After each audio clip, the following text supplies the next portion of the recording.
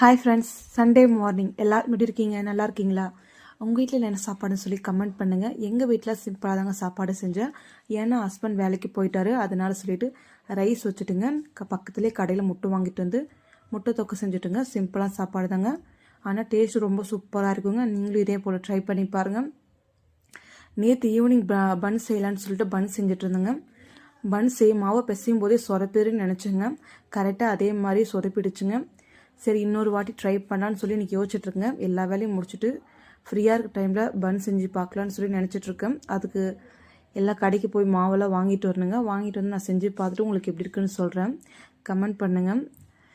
நான் ரீப்ளே பண்ணுறேன். எல்லோரும் இதே போல் எக் தொக்கு செஞ்சு சாப்பிட்டு பாருங்கள். ரொம்பவே சூப்பராக இருக்கும். குழந்தைங்களும் ரொம்ப விரும்பி சாப்பிடுவாங்க.